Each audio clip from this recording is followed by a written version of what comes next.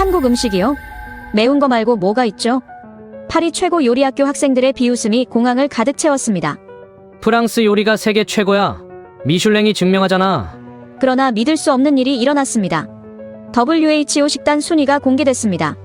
한국 3위, 프랑스 15위. 파리 르 코르동 블루가 발칵 뒤집어졌습니다. 세계 최고 요리학교 학생들이 경악했죠. 1960년 나무껍질을 먹던 나라가 70년 만에 이룬 기적. 프랑스 학생들을 완전히 침묵시킨 한국 식문화의 충격적 진실, 지금 공개됩니다. 한국 최고라고 댓글을 남겨주세요. 여러분의 구독과 좋아요는 아주 큰 힘이 됩니다. 한국이요? 거기 음식이 뭐가 있는데요? 매운 거 말고. 클레망의 말에 주변 학생들이 웃음을 터뜨렸습니다. 파리 샤를 드골 공항 출국장은 우리의 비웃음으로 가득했어요. 저는 앙투안 뒤퐁입니다. 르 코르동 블루 파리 본교 2학년생이죠. 세계 최고의 요리학교에 다니는 제 자부심은 하늘을 찔렀습니다. 이번 아시아 식문화 탐방 프로그램은 솔직히 내키지 않았어요. 프랑스 요리를 배우러 왔는데 왜 한국까지 가야 하는지 이해가 안 됐죠. 옆에 있던 마리가 여행 안내서를 펼치며 말했습니다. 김치, 불고기, 비빔밥. 이게 전부네. 우리 프랑스 요리 몇 개인데? 저는 고개를 끄덕였어요. 프랑스는 미슐랭 가이드의 본고장이었습니다. 오기스트 에스코피에, 폴 보퀴즈, 알랭 위카스. 우리에겐 수백 년의 요리 역사가 있었죠. 한국 음식이라는 건 그저 매운 고추장에 모든 걸 비벼 먹는 정도로만 알고 있었습니다. 탑승 게이트로 이동하면서 클레망이 스마트폰을 보여줬어요. 한국 음식 사진들이었죠. 전부 빨간색이네. 저건 요리가 아니라 그냥 고춧가루 잔치 아냐? 여러 명이 동의했습니다. 저도 그렇게 생각했어요. 프랑스 요리의 섬세한 소스, 정교한 플레이팅과는 차원이 다른 것처럼 보였죠. 비행기에 탑승하자 인솔 교수인 피에르 셰프가 통로를 지나가며 말했습니다. 너희들 편견 좀 내려놓고 가라. 음식에 우열은 없어. 하지만 그의 말은 공허하게 들렸어요. 마리가 작은 목소리로 중얼거렸죠. 선생님은 그렇게 말씀하셔도 누가 봐도 프랑스 요리가 최고잖아요. 저는 가방에서 노트를 꺼냈습니다. 이번 여행 동안 한국 음식의 문제점을 정리해서 보고서를 쓸 생각이었어요. 첫 페이지에 제목을 적었죠. 한국 음식 vs 프랑스 요리 왜 프랑스가 우월한가? 클레망이 그걸 보고 웃었습니다. 벌써 결론 났네. 이륙 후 2시간쯤 지났을 때 기내식이 나왔습니다. 승무원이 메뉴판을 보여줬는데 한국 음식 옵션이 있었어요. 비빔밥이었죠. 저는 프랑스 요리를 선택했지만 클레망이 장난으로 비빔밥을 주문했습니다. 한번 봐야지. 얼마나 형편없는지. 식판이 나왔을 때 우리는 모두 그걸 내려다봤어요. 작은 그릇들에 나물이 담겨 있었고 가운데 빨간 고추장이 있었습니다. 클레망이 젓가락으로 비비기 시작했죠. 그냥 전부 섞는 거네. 섬세함이 1도 없어. 마리가 코웃음을 쳤어요. 프랑스 요리는 소스 하나에 몇 시간씩 걸리는데 저건 그냥 막 비비기만 하잖아. 저는 제 프랑스 요리 기내식을 먹으며 생각했습니다. 역시 프랑스 요리가 정답이야. 클레망이 비빔밥을 한 입 먹더니 표정이 묘해졌어요. 뭔가 있긴 한데. 그래도 우리 요리만은 못하지. 주변 학생들이 고개를 끄덕였죠. 피에르 교수가 다시 통로를 지나가며 우리를 바라봤습니다. 그의 눈빛엔 걱정이 묻어났어요. 너희가 한국에 가서 뭘 배울 수 있을지 모르겠다는 표정이었죠. 저는 노트에 첫 번째 관찰을 적었습니다. 비빔밥 그냥 재료를 섞기만 함. 기술 부재. 프랑스 요리의 정교함과 비교 불가. 마리가 제 노트를 보며 웃었어요. 앙투안 너 진짜 철저하다. 근데 맞는 말이야. 우리가 3년간 배운 소스 기법만 해도 저들은 평생 못 따라올 거야. 저는 자신만만하게 대답했습니다. 당연하죠. 프랑스 요리는 예술이에요. 저건 그냥 식사일 뿐이죠. 클레망이 기내 잡지를 펼쳐 보이며 말했습니다. 여기 보니까 한국에 미슐랭 레스토랑이 몇 개 있대. 하지만 전부 프랑스나 일본 요리래. 한식은 별 못 받은 거 보면 국제적으로 인정 못 받는 거 아냐? 여러 학생이 동의했어요. 저도 그렇게 생각했습니다. 비행시간 내내 우리는 한국 음식을 평가했습니다. 김치는 그냥 절인 배추, 불고기는 단순한 구이, 된장찌개는 투박한 수프. 모든 것이 프랑스 요리에 비하면 초보적으로 보였죠. 저는 노트에 계속 적어나갔어요. 한국 음식의 문제점 목록이 점점 길어졌습니다. 피에르 교수가 마지막으로 한 번 더 말했습니다. 너희가 가진 기준이 전부가 아니야. 세상엔 다른 방식의 훌륭함이 있어. 하지만 저는 속으로 생각했어요. 그래도 프랑스가 최고인 건 변하지 않아요. 인천공항이 가까워지고 있었습니다. 저는 창밖을 보며 중얼거렸죠. 일주일 후면 우리가 옳았다는 걸 증명하게 되겠지. 인천공항 활주로에 바퀴가 닿는 순간 저는 노트를 덮었습니다. 일주일 후 이 노트는 한국 음식의 문제점으로 가득 차 있을 거라고 확신했어요. 입국 심사를 마치고 나오는데 피에르 교수가 우리를 모았습니다. 첫 일정은 전통 한정식 식당이야. 마음을 열고 경험해봐. 클레망이 옆에서 작게 웃었죠. 경험은 해보겠지만 평가는 정직하게 할 거예요. 공항에서 식당까지 가는 동안 저는 창밖을 바라봤어요. 서울거리가 펼쳐졌습니다. 생각보다 깨끗하고 현대적이었죠. 하지만 그건 중요하지 않았어요. 우리는 음식을 보러 온 거니까요. 마리가 말했습니다. 건물은 괜찮네. 근데 음식은 또 다르겠지. 식당에 도착했어요. 전통 한옥 건물이었습니다. 입구에서 직원이 말했죠. 신발 벗어주세요. 마리가 당황한 표정을 지었어요. 왜 신발을 벗어야 해요? 직원이 미소 지으며 설명했습니다. 좌식 문화라서요. 바닥에 앉으시거든요. 클레망이 불평했어요. 불편한데. 프랑스 레스토랑은 편한 의자가 있잖아요. 저도 동의했습니다. 신발을 벗고 들어가는 것부터 이상했어요. 노트에 적었죠. 불편한 좌식 문화. 개선 필요. 방으로 안내받았습니다. 낮은 테이블과 방석이 놓여 있었어요. 다리를 어떻게 해야 할지 몰라 어색하게 앉았습니다. 피에르 교수는 익숙한 듯 편하게 앉더군요. 너희도 곧 익숙해질 거야. 하지만 저는 이미 불편했어요. 메뉴판을 보는데 한글만 있었습니다. 직원이 영어로 설명해줬어요. 오늘은 전통 한정식입니다. 여러 가지 반찬과 메인 요리가 나옵니다. 클레망이 물었죠. 몇 가지나 나오는데요? 직원이 대답했습니다. 12가지 정도요. 마리가 놀란 표정을 지었어요. 12가지요? 왜 그렇게 많이 줘요? 우리 한 명당 요리 하나면 되는데. 직원은 미소만 지었죠. 한국 문화입니다. 음식이 나오기 시작했어요. 작은 접시가 하나씩 테이블에 놓였습니다. 저는 세기 시작했죠. 하나, 둘, 셋. 김치가 나왔고 나물이 나왔고 전이 나왔어요. 넷, 다섯, 여섯. 접시가 계속 추가됐습니다. 클레망이 웃으며 말했어요. 아직도 더 나와? 이거 언제까지 계속되는 거야? 7, 8, 9. 테이블이 점점 가득 찼죠. 10, 11, 12. 마침내 멈췄습니다. 저는 테이블을 내려다봤어요. 정말 12개의 접시가 놓여 있었습니다. 마리가 어리둥절하게 물었죠. 이거 다 먹으라는 거예요? 비효율적인데. 프랑스는 코스로 하나씩 나오잖아요. 순서가 있고 체계가 있는데 이건 그냥 한꺼번에 다 내놓는 거네. 피에르 교수가 설명했습니다. 이게 반상 문화야. 모든 음식을 동시에 즐기면서 영양의 균형을 맞추는 거지. 하지만 저는 이해가 안 됐어요. 노트에 적었습니다. 체계 없이 음식을 한꺼번에 제공. 프랑스 코스 요리의 우아함과 대조적.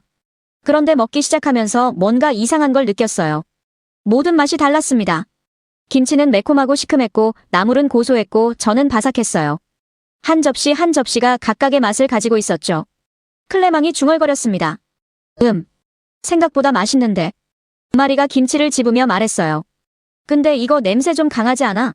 발효 음식이라는데 그냥 상한 거 아냐? 저도 그렇게 생각했습니다. 김치 냄새가 강렬했어요. 프랑스 치즈도 발효 음식이지만 이건 달랐죠.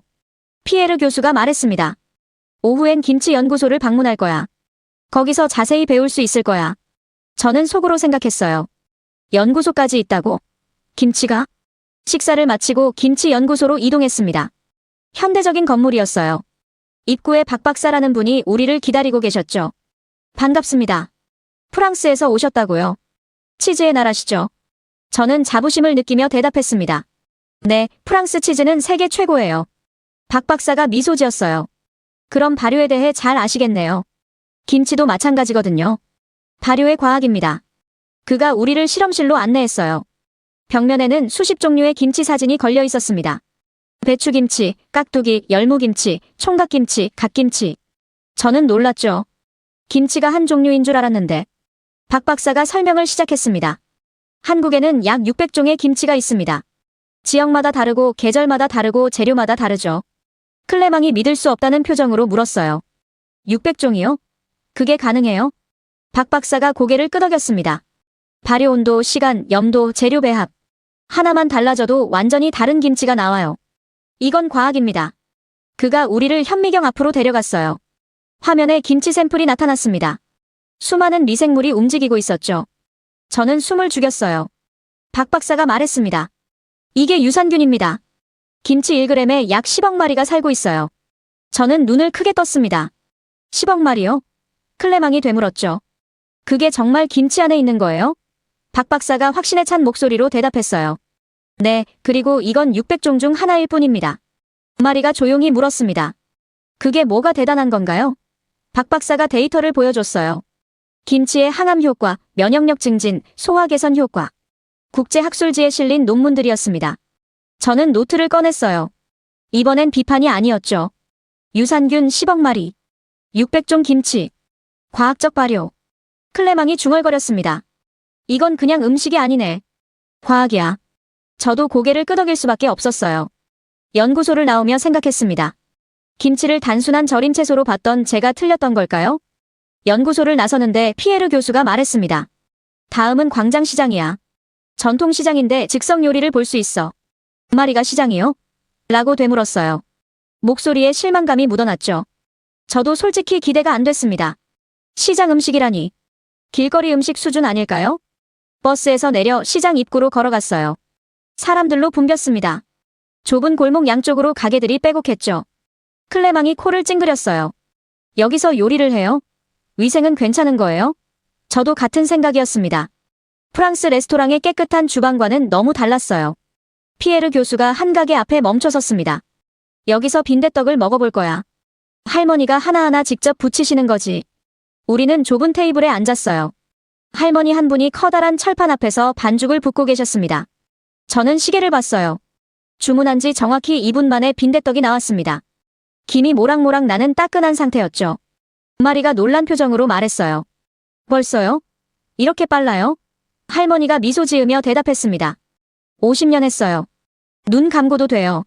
저는 빈대떡을 한 입 베어 물었습니다. 바삭한 겉면과 부드러운 속. 간이 딱 맞았어요. 클레망도 먹더니 표정이 달라졌죠. 이거 맛있는데요? 피에르 교수가 말했습니다. 50년 경력이야. 레시피가 아니라 손끝에 있는 거지. 그 말이 제 머릿속에 박혔어요. 레시피가 아니라 손끝. 프랑스 요리는 정확한 레시피를 따릅니다. 밀리리터 단위까지 재고 온도를 정확히 맞추죠. 하지만 이 할머니는 그런 거 없이 그냥 반죽을 붓고 뒤집었어요.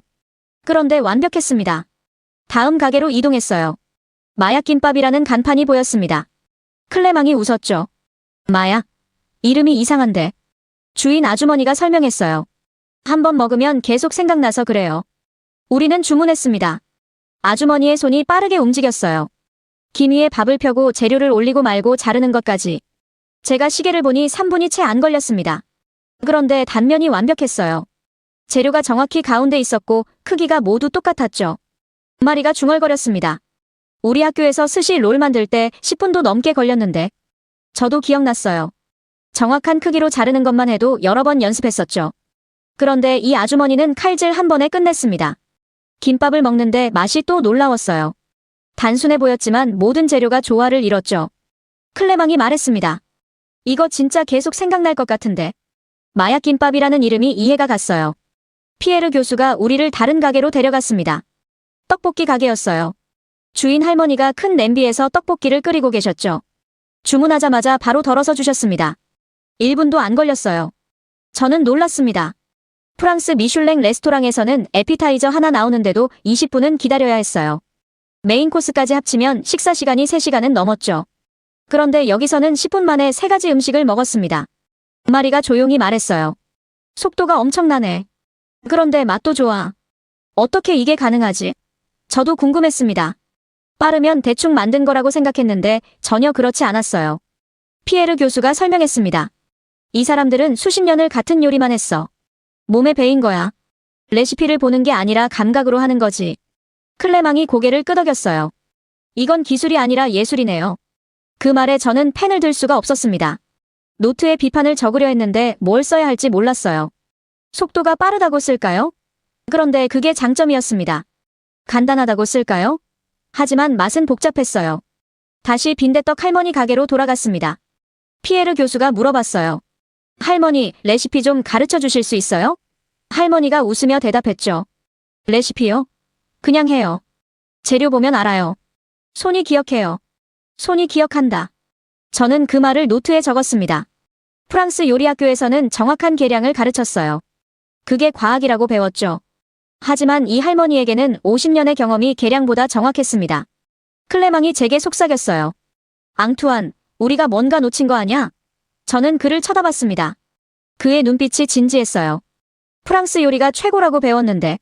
근데 이 사람들은 다른 방식으로 완벽함을 만들어내잖아. 그 말이도 끼어들었습니다. 미슐랭 별이 전부는 아닐 수도 있어. 여기 할머니들한테 별 주는 사람은 없지만 맛은 별 3개짜리랑 비교해도 될 것 같은데. 저는 대답할 수가 없었어요. 시장을 나오는데 한 학생이 말했습니다. 우리 학교에서 3시간 걸려 만드는 요리가 여기선 10분이야. 그런데 퀄리티는 비슷해. 아니 어떤 건 더 나은 것 같아. 다른 학생이 고개를 끄덕였죠.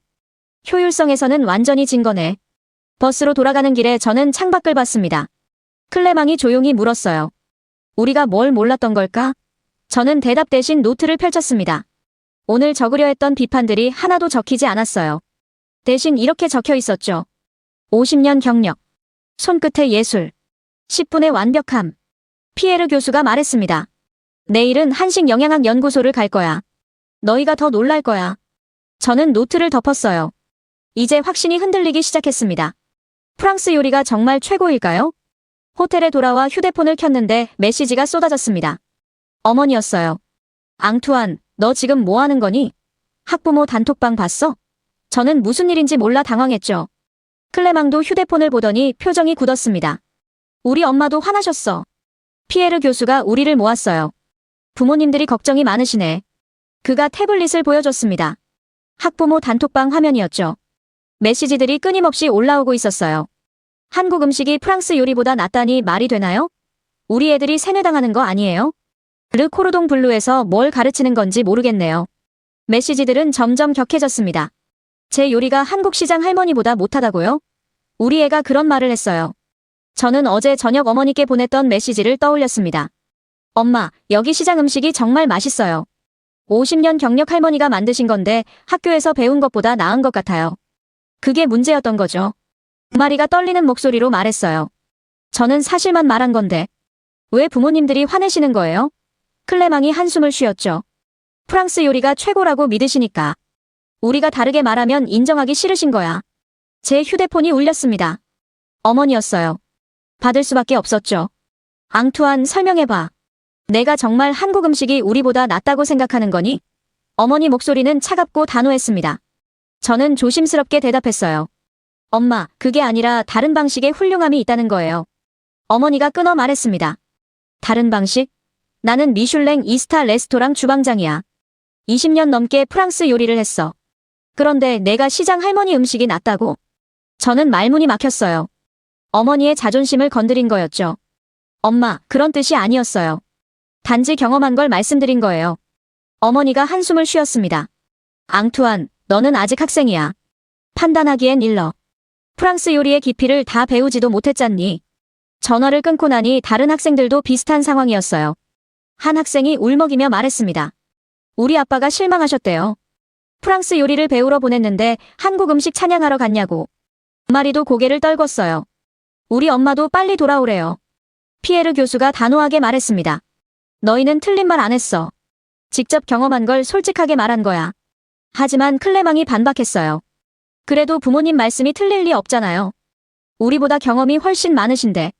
한 학생이 떨리는 목소리로 물었습니다. 우리가 잘못 본 걸까요? 김치도 빈대떡도 사실은 별로인데 우리가 착각한 건가요? 저도 혼란스러웠어요. 제가 경험한 건 분명했는데 어머니는 그걸 인정하지 않으셨죠. 마리가 말했습니다. 근데 솔직히 맛은 정말 좋았잖아. 우리가 거짓말할 이유는 없는데. 다른 학생이 고개를 끄덕였어요. 맞아. 유산균 10억 마리도 데이터로 확인했고 50년 경력도 직접 봤어. 회의실이 조용해졌습니다. 저는 노트를 펼쳤어요. 지난 이틀간 적은 것들을 다시 읽어봤죠. 김치 600종, 유산균 10억 마리, 50년 손끝의 예술. 모두 제가 직접 본 것들이었습니다. 클레망이 조심스럽게 말했어요. 문제는 한국 음식이 아니야. 프랑스 요리가 유일한 최고라고 믿는 우리 부모님 세대의 생각이 문제인 거지. 한 학생이 덧붙였습니다. 우리도 처음엔 그렇게 믿었잖아. 비행기에서 비빔밥 비웃었던 거 기억나? 피에르 교수가 말했습니다. 부모님 세대는 한국을 직접 경험하지 않으셨어. 1960년대 가난한 나라 이미지만 갖고 계시지. 너희는 지금 2024년 한국을 보고 있잖아. 저는 고개를 끄덕였어요. 그 말이 맞았습니다. 마리가 휴대폰을 보며 말했어요. 단톡방에 또 메시지 왔어. 한국이 우리보다 나을 리 없다. 역사가 짧잖아. 프랑스는 수백 년 요리 전통이 있는데. 클레망이 한숨을 쉬었죠. 역사가 길다고 무조건 나은 건가? 한 학생이 용기 내어 말했습니다. 저는 부모님께 사실대로 말씀드릴 거예요. 화내시더라도 제가 본 걸 정직하게 말할 거예요. 다른 학생이 불안한 표정으로 물었죠. 그럼 더 화내시지 않을까? 피에르 교수가 단호하게 말했습니다. 진실을 말하는 게 너희 의무야. 거짓말로 부모님을 안심시키는 것보다 낫지. 저는 그 말을 듣고 결심했어요. 어머니께 다시 전화를 드려야겠다고. 클레망이 말했습니다. 근데 어떻게 설명하지? 유산균 10억 마리라고 해도 안 믿으실 것 같은데. 마리가 대답했어요. 사진을 보여드려야 할 것 같아. 데이터도 함께. 숫자는 거짓말 안 하니까. 한 학생이 노트북을 열었습니다. 오늘 연구소에서 찍은 사진들을 정리하기 시작했어요. 현미경 사진, 발효실 사진, 600종 김치 목록. 다른 학생들도 따라했죠. 저도 제 사진들을 모으기 시작했습니다. 저녁이 되어 저는 어머니께 메시지를 보냈어요. 엄마, 제가 오늘 본 것들 사진으로 보내드릴게요. 데이터도 함께요. 직접 보시고 판단해주세요. 전송 버튼을 누르는 손이 떨렸습니다. 몇 분 후 답장이 왔어요. 사진만으로 뭘 알겠니? 너는 아직 어려. 판단력이 부족해. 저는 휴대폰을 내려놓았습니다. 클레망이 제 어깨를 두드렸어요. 괜찮아. 우리가 본 게 진짜야. 시간이 지나면 이해하실 거야. 피에르 교수가 마지막으로 말했습니다. 내일은 영양학 연구소를 갈 거야. 구체적인 데이터를 더 모을 수 있을 거야. 너희 부모님을 설득하려면 팩트가 필요하지. 저는 노트에 적었습니다. 경험 vs 편견. 데이터로 증명해야 한다. 밤이 깊어졌어요. 학생들은 각자 부모님과 메시지를 주고받았습니다. 대부분 비슷한 반응이었죠. 한국이 프랑스보다 나을 리 없다. 저는 창밖을 봤어요. 서울의 불빛이 반짝이고 있었습니다. 내일은 뭘 보게 될까요? 다음 날 아침 식사 자리에서 분위기가 무거웠습니다. 학생 대부분이 어젯밤 부모님과 통화하며 제대로 잠을 못 잤어요. 마리가 다크서클을 가리지 못하고 있었고 클레망은 계속 한숨만 쉬었죠. 피에르 교수가 말했습니다. 오늘은 한식 영양학 연구소를 방문할 거야. 객관적인 데이터를 볼 수 있을 거야. 한 학생이 조심스럽게 물었어요. 그 데이터로 부모님을 설득할 수 있을까요? 교수님이 고개를 끄덕였죠. 숫자는 거짓말 안 해. 연구소에 도착했습니다. 김 박사라는 분이 우리를 맞이했어요. 반갑습니다. 여러분을 위해 비교 자료를 준비했습니다. 프랑스 전통 요리와 한국 전통 요리의 영양학적 비교예요. 저는 노트를 꺼냈습니다. 이번엔 제대로 기록할 생각이었어요. 김 박사가 첫 번째 슬라이드를 보여줬습니다. 평균 칼로리 비교였어요. 프랑스 전통 코스 요리 한 끼 약 1200에서 1500칼로리. 한국 전통 한정식 한 끼 약 600에서 800칼로리. 클레망이 놀라며 말했죠. 절반밖에 안 되네요. 김 박사가 설명했습니다. 프랑스 요리는 버터, 크림, 치즈 사용량이 많죠. 한식은 찌고 삶고 무치는 조리법이 많아 지방 함량이 낮습니다. 저는 펜을 움직였어요. 칼로리 절반.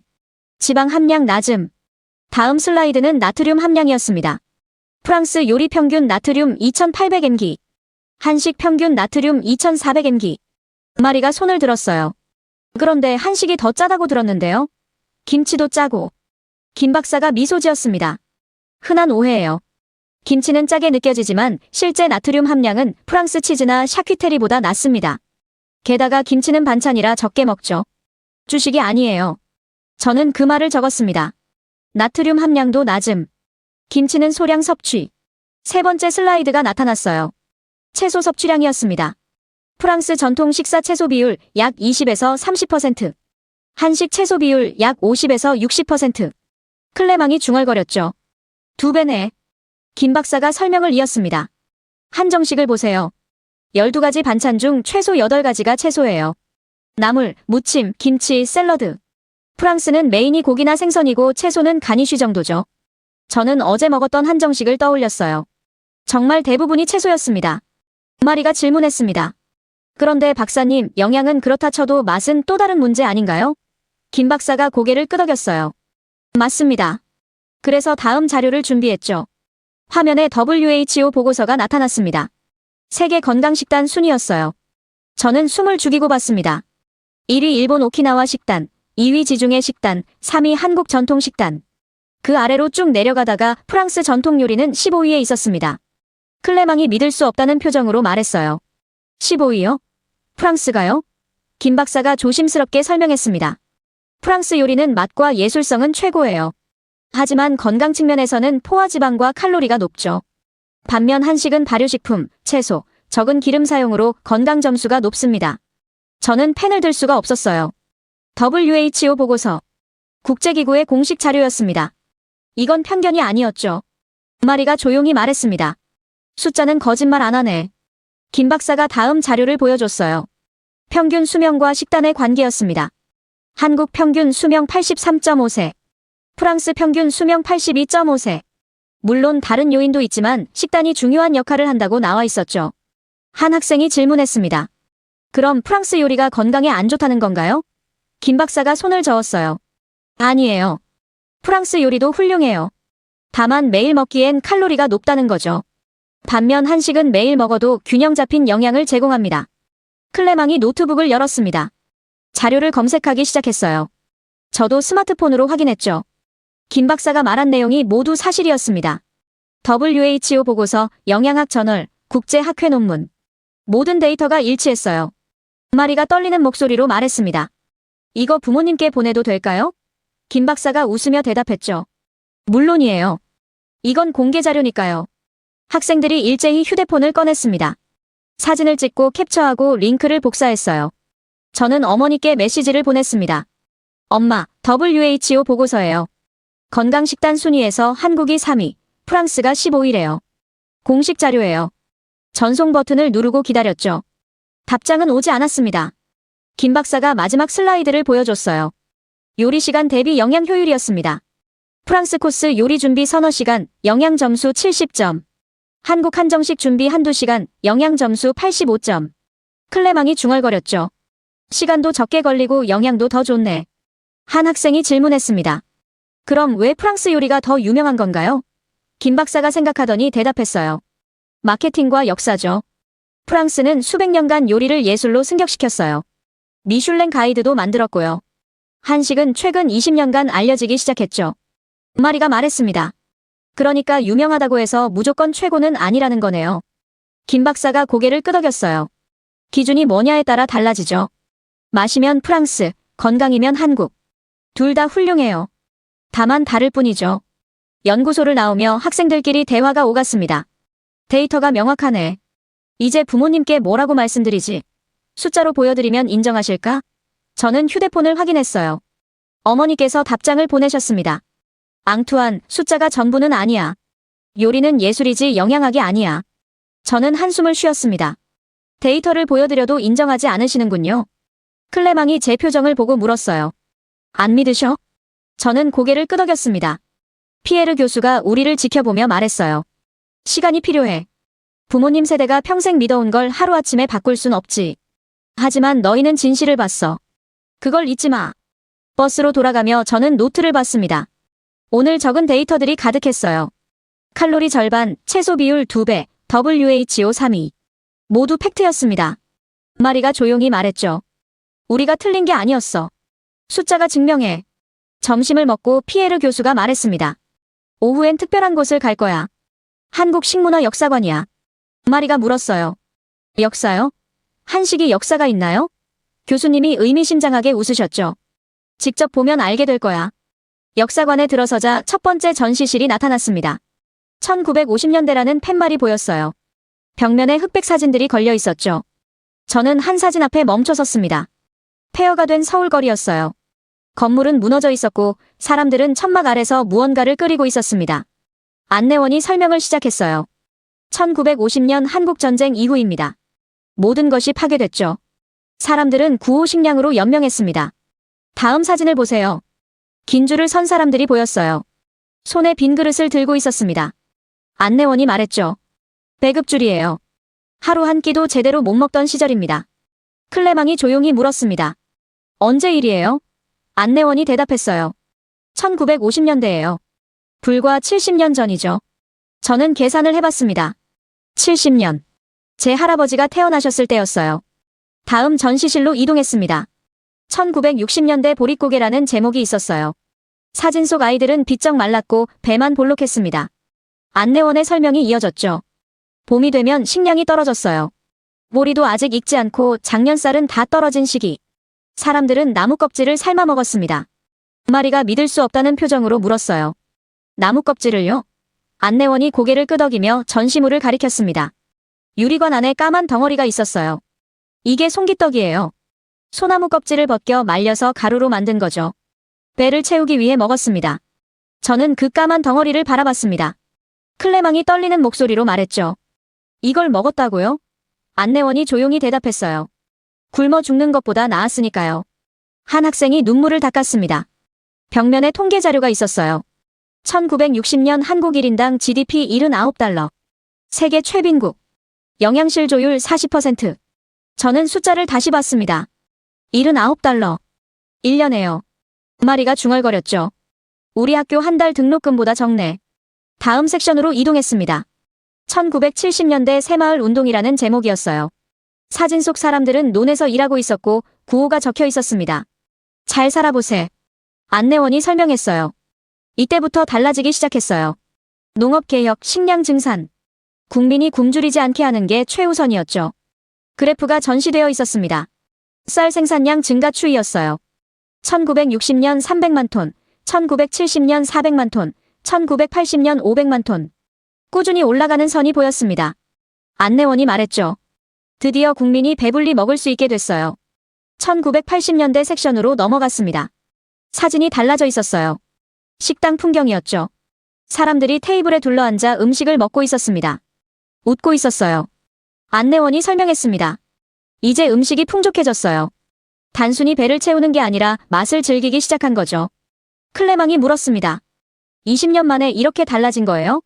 안내원이 고개를 끄덕였어요. 네. 굶주림에서 풍요로. 한 세대 만에 일어난 일입니다. 저는 그 말을 노트에 적었습니다. 한 세대. 20년. 1990년대 섹션에는 한식당 사진들이 있었어요. 깨끗한 실내, 정갈한 상차림. 안내원이 말했죠. 이때부터 한식의 품격이 올라가기 시작했어요. 단순한 배고픔 해결이 아니라 문화로 발전한 거예요. 2000년대 섹션으로 왔습니다. 세계 각국의 한식당 사진들이 걸려 있었어요. 뉴욕, 파리, 런던, 도쿄. 안내원이 설명했습니다. 한식이 세계로 나가기 시작했어요. K-푸드 열풍이죠. 마리가 작게 말했어요. 파리에도 한식당이 많아졌어. 마지막 섹션은 현재였습니다. 미슐랭 스타를 받은 한식당 사진들, 세계적인 한식 셰프들, 그리고 어제 우리가 봤던 김치 연구소 사진도 있었어요. 안내원이 말했죠. 1960년 나무 껍질을 먹던 나라가 2024년 세계 3대 건강식단 국가가 됐습니다. 70년 만이에요. 저는 다시 처음 전시실로 걸어갔습니다. 폐허 사진을 봤죠. 그리고 마지막 전시실의 미슐랭 사진을 떠올렸어요. 같은 나라라는 게 믿기지 않았습니다. 클레망이 옆에 섰어요. 70년. 우리 할아버지 한평생이야. 마리가 떨리는 목소리로 말했습니다. 프랑스는 수백 년에 걸쳐 요리를 발전시켰어. 근데 한국은 70년 만에 여기까지 온 거야. 한 학생이 덧붙였죠. 굶주림에서 시작해서. 피에르 교수가 우리를 모았습니다. 이제 이해가 되니? 너희가 먹은 김치, 빈대떡, 한정식. 그 뒤에 이런 역사가 있었어. 저는 고개를 끄덕였어요. 이제야 보였습니다. 왜 한국 사람들이 음식을 소중히 여기는지. 한 학생이 질문했습니다. 근데 선생님, 프랑스는 왜 이렇게 안 됐어요? 우리도 역사가 있는데. 피에르 교수가 대답했죠. 프랑스는 풍요 속에서 발전했어. 귀족 문화, 왕실 요리. 하지만 한국은 절박함 속에서 발전했지. 굶주림을 이겨내야 했으니까. 클레망이 조용히 말했습니다. 절박함이 더 강한 동기가 됐네요. 교수님이 고개를 끄덕였어요. 맞아. 그래서 효율적이고 영양가 높은 음식을 개발한 거야. 생존이 달린 문제였으니까. 역사관을 나오는데 저는 멈춰섰습니다. 입구에 문구가 적혀 있었어요. 기억하라. 70년 전 우리는 굶주렸다. 지금 우리는 세계를 먹여 살린다. 마리가 그 문구를 사진으로 찍었습니다. 버스로 돌아가며 학생들은 조용했어요. 누구도 말을 하지 않았습니다. 저는 창밖을 봤죠. 서울거리의 식당들이 보였어요. 깨끗하고 현대적이었습니다. 70년 전 사진 속 폐허와는 완전히 달랐죠. 클레망이 제게 속삭였습니다. 앙투안, 우리가 너무 쉽게 판단했어. 역사를 모르고 현재만 봤어. 저는 고개를 끄덕였어요. 노트를 펼쳤습니다. 첫 페이지의 제목이 눈에 들어왔죠. 한국 음식 vs 프랑스 요리 왜 프랑스가 우월한가? 저는 그 제목을 그었습니다. 그리고 새로 썼어요. 한국 음식의 역사 70년의 기적. 마리가 제 노트를 보고 조용히 웃었습니다. 바뀌었네. 저는 대답했죠. 진실을 봤으니까요. 호텔로 돌아와 저는 어머니께 메시지를 보냈습니다. 엄마, 오늘 한국 식문화 역사를 봤어요. 1960년엔 나무 껍질을 먹었대요. 70년 만에 세계 3위 건강식단이 됐어요. 이게 얼마나 대단한 건지 이제 알겠어요. 답장은 오지 않았습니다. 하지만 괜찮았어요. 저는 이미 진실을 봤으니까요. 챕터 7 미슐랭의 오만함. 다음 날 아침 피에르 교수가 발표했습니다. 오늘은 미슐랭 3스타 한식당을 갈 거야. 학생들이 웅성거렸어요. 드디어 제대로 된 곳을 가는구나. 클레망이 안도한 표정으로 말했죠. 미슐랭이라면 믿을 수 있어. 국제적 기준이잖아. 저도 조금 안심했습니다.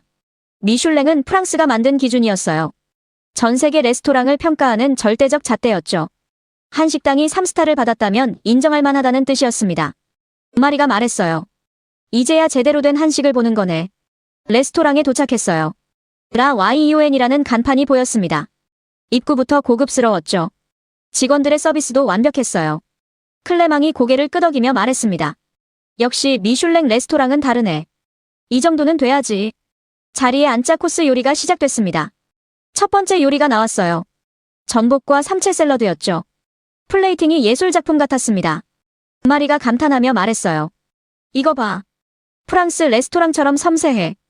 역시 미슐랭 받으려면 이래야 돼. 저는 한 입 먹어봤습니다.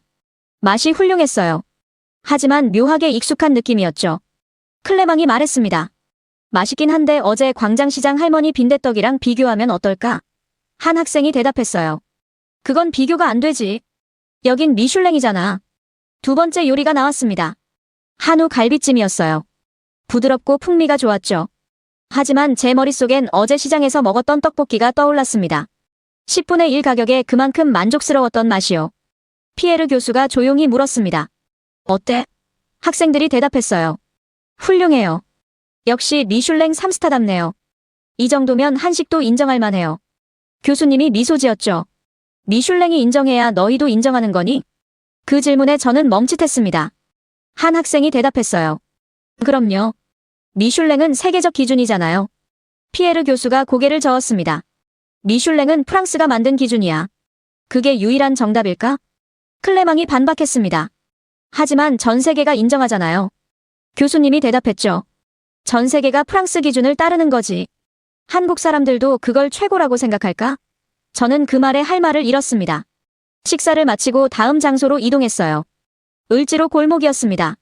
낡은 건물 사이로 작은 식당이 보였죠. 간판도 낡았고 외관도 초라했어요.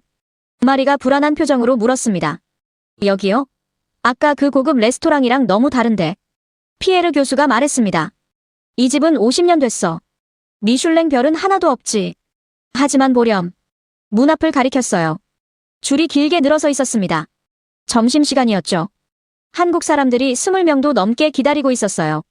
클레망이 놀라며 말했습니다. 미슐랭도 없는데 왜 저렇게 줄 서요? 피에르 교수가 대답했죠. 맛있으니까. 미슐랭이 필요 없을 만큼. 우리도 줄을 섰습니다. 30분을 기다렸어요. 드디어 차례가 와서 들어갔습니다. 내부는 더 낡았어요. 테이블은 오래됐고 의자는 삐걱거렸죠.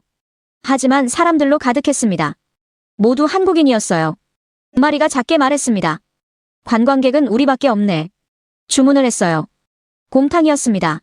할아버지께서 직접 국자로 떠서 주셨죠. 김이 모락모락 났어요. 저는 한 숟가락 떠봤습니다. 깊은 맛이 입안에 퍼졌어요. 몇 시간을 끓인 듯한 진한 육수였죠. 클레망이 눈을 크게 떴습니다. 이거 진짜 맛있는데요? 한 학생이 중얼거렸어요. 아까 미슐랭 레스토랑보다 더 맛있는 것 같은데. 마리가 고개를 끄덕였죠. 저도 그렇게 느껴져요. 피에르 교수가 물었습니다. 왜 미슐랭 없는 이 집에 사람들이 줄 서서 기다릴까? 한 학생이 대답했어요. 맛있으니까요. 교수님이 다시 물었죠. 그럼 미슐랭 별이 맛의 기준은 아니네. 저는 숟가락을 내려놓았습니다. 맞는 말이었어요. 이 집 곰탕이 아까 미슐랭 레스토랑 요리보다 더 진심이 느껴졌습니다. 50년 동안 한 가지만 끓인 맛이었죠. 옆 테이블 한국인에게 피에르 교수가 물어봤습니다. 여기 자주 오세요? 그 사람이 대답했어요. 30년 넘게 왔어요. 우리 아버지도 여기 다니셨고요. 미슐랭 레스토랑도 가봤지만 결국 여기로 돌아오게 돼요. 클레망이 조심스럽게 물었습니다. 왜요? 그 사람이 웃으며 대답했죠. 진짜 맛이 여기 있으니까요. 별이 중요한 게 아니라 50년 한결같은 맛이 중요한 거죠. 저는 그 말을 노트에 적었습니다. 식사를 마치고 나오는데 줄은 더 길어져 있었어요. 마리가 말했습니다. 미슐랭 가이드에는 이런 집이 안 나오겠네요. 피에르 교수가 대답했죠. 프랑스 기준으로 평가하니까. 하지만 한국 사람들은 알아. 진짜가 뭔지. 버스로 돌아가며 학생들이 대화를 나눴어요. 미슐랭이 전부가 아니네. 별 없어도 훌륭한 음식은 많아. 50년 단골이 더 확실한 증거인 것 같아. 저도 동의했습니다. 클레망이 말했습니다. 우리가 오만했던 거 아냐? 미슐랭별로만 음식을 평가하려고 했잖아. 한 학생이 덧붙였죠. 프랑스가 만든 기준이 세계 유일의 정답이라고 생각했어. 피에르 교수가 정리했습니다. 미슐랭은 훌륭한 가이드야. 하지만 그게 전부는 아니지. 각 나라마다 자기만의 기준과 가치가 있어. 한국에선 50년 한결같은 맛이 별 3개보다 중요할 수 있지. 저는 노트에 적었습니다. 미슐랭의 오만함. 우리는 프랑스 기준으로 세계를 재단하려 했다. 하지만 진짜 기준은 사람들의 선택이다. 50년 줄 서는 집이 진짜 별 3개다. 호텔로 돌아와 저는 어머니께 메시지를 보냈어요.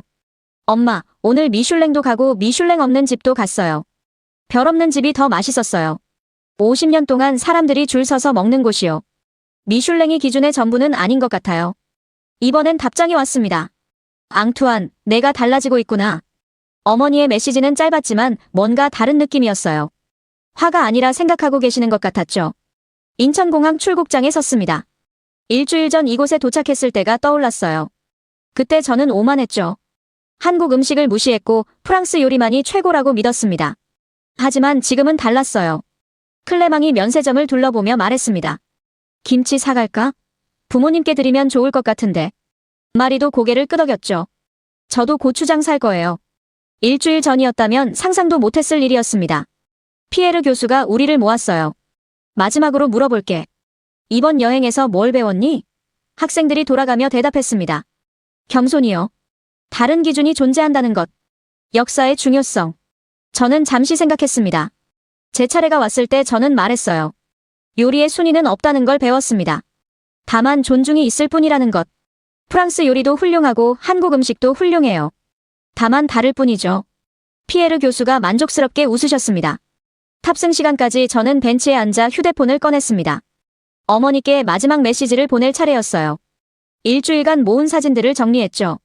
김치 연구소의 현미경 사진, WHO 보고서, 1960년대 폐허 사진, 50년 된 식당의 줄. 메시지를 쓰기 시작했습니다. 엄마, 일주일 동안 많은 걸 봤어요. 처음엔 한국 음식을 무시했어요. 프랑스 요리가 최고라고 믿었으니까요. 하지만 틀렸어요. 손가락이 멈췄습니다. 틀렸다는 표현이 맞을까요? 다시 지우고 썼어요. 하지만 제 관점이 좁았어요. 세상엔 여러 종류의 훌륭함이 있더라고요. 김치엔 유산균 10억 마리가 있어요.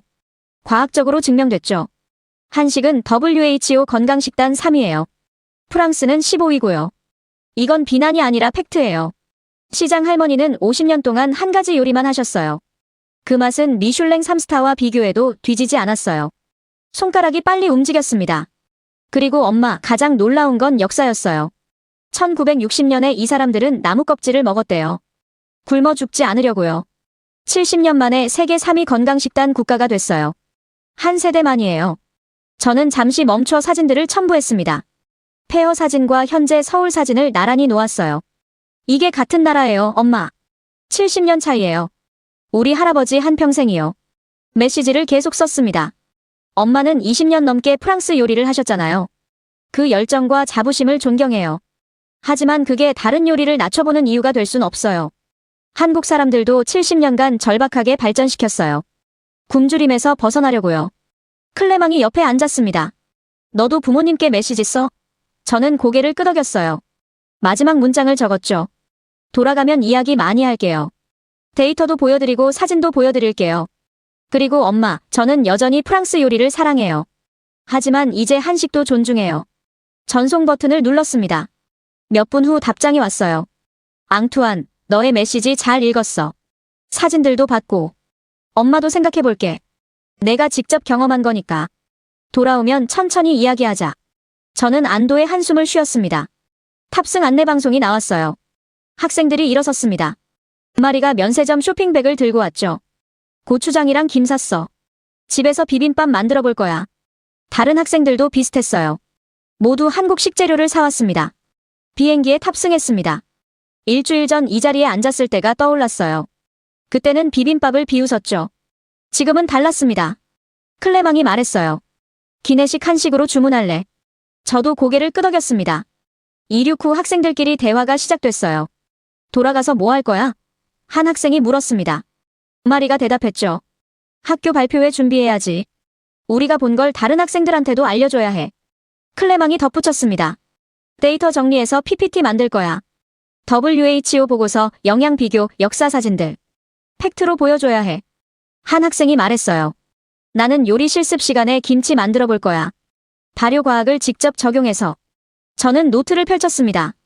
일주일간 적은 기록들이 가득했어요. 첫 페이지에 지워진 제목이 보였죠. 한국 음식 vs 프랑스 요리 왜 프랑스가 우월한가. 그 밑에 새로 쓴 제목. 한국 음식의 발견 존중을 배우다. 피에르 교수가 통로를 지나가며 말했습니다. 너희가 자랑스러워. 편견을 내려놓고 진실을 봤으니까. 한 학생이 질문했어요. 선생님, 우리 부모님 세대도 언젠가 이해하실까요? 교수님이 대답했죠. 시간이 걸리겠지. 하지만 너희가 계속 말하면 달라질 거야. 진실은 결국 인정받게 돼 있어. 저는 그 말을 믿었습니다. 기내식이 나왔어요. 비빔밥이었죠. 학생들은 자연스럽게 비비기 시작했습니다. 일주일 전과는 완전히 다른 모습이었어요. 클레망이 한 입 먹고 말했습니다. 역시 맛있어.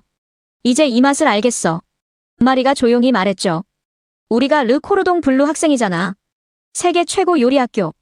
그럼 세계의 모든 훌륭한 음식을 인정할 줄 알아야 하는 거 아냐? 여러 학생이 고개를 끄덕였습니다. 한 학생이 말했어요. 나는 졸업하면 한식 전문점에서 일해보고 싶어. 발효 기술을 제대로 배우고 싶거든. 다른 학생이 거들었죠. 나는 퓨전 요리를 연구할 거야. 프랑스 기법의 한식 재료를 접목시켜서. 저는 그 대화를 들으며 생각했습니다. 변화는 이미 시작됐어요. 우리 한 명 한 명이 프랑스로 돌아가 한식을 알릴 거예요. 데이터로, 경험으로, 요리로. 클레망이 제게 물었습니다. 앙투안, 너는 뭐 할 거야? 저는 잠시 생각했어요. 저는 논문을 쓸 거예요. 프랑스 요리와 한식의 비교 연구. 우열이 아니라 차이와 존중에 대해서. 피에르 교수가 미소 지었습니다. 좋은 주제네. 저는 노트 마지막 페이지를 펼쳤어요. 그리고 적기 시작했습니다.